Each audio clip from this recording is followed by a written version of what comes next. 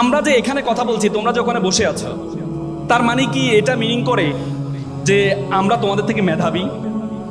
না, ইট doesn't mean যে we are the so much meritorious student than you. Know. তারপরও কেন আমরা এখানে দাঁড়িয়েছি, তোমরা ওখানে বসে আছো? তার কারণ হচ্ছে যে আমরা তোমাদের বড়। একটা দার্শনিককে জিজ্ঞেস করে বড়দের কথা কেন শুনবা, দার্শনিক বলছে বড়দের কথা তুমি এই জন্য শুনবা কারণ বড়রা তোমার বয়সটা পার হয়ে গিয়েছে, তারা জানে তারা কি ভুল করেছে, তারা জানে তারা কি ভালো কাজ করেছে।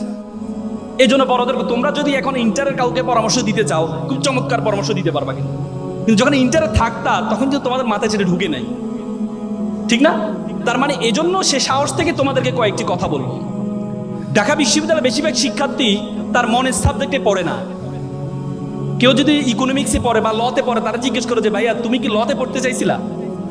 না রে ভাইয়া, আমি তো মেডিকেলে পড়ার ইচ্ছে ছিল, মেডিকেলে হয় নাই, তারপরে ঢাকা বিশ্ববিদ্যালয় ইকোনমিক্স এবং লতে পড়ছি।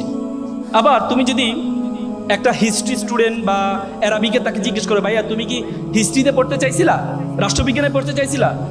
না রে ভাইয়া, আমার তো ইচ্ছে ছিল ইকোনমিক্সে পড়বো, তারপরে সাবজেক্ট পাইলাম কি করব, এই জন্য পড়ছি।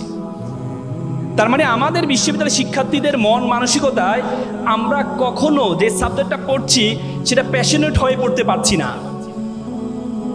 হার্ভার্ড ইউনিভার্সিটি একটা গবেষণা হয়েছে, 1500 জন নিয়ে তারা গবেষণা করেছে। 1500 জনকে তারা জিজ্ঞেস করেছে আচ্ছা তুমি কি টাকার জন্য চাকরি করো, পড়ো, নাকি ভালো লাগে এই জন্য করো? 1500 জনের মধ্যে 1300 জন বলেছে টাকার জন্য করি, আর 200 জন বলেছে আমি ভালো লাগে তাই চাকরি করি। 20 বছর পর গবেষণা ফলাফল দেখতে পেয়েছে যারা বলেছে প্যাশনেট হয়ে চাকরিটা করে টাকার জন্য না, তারা এক একজন এক একটা কোম্পানির প্রধান হয়েছে। আর যারা বলেছে যে আমি টাকার জন্য পড়ি, তারা ওই যে অবস্থায় আছে 1-2টা প্রমোশন হয়েছে, তার উপরে যেতে পারেনি।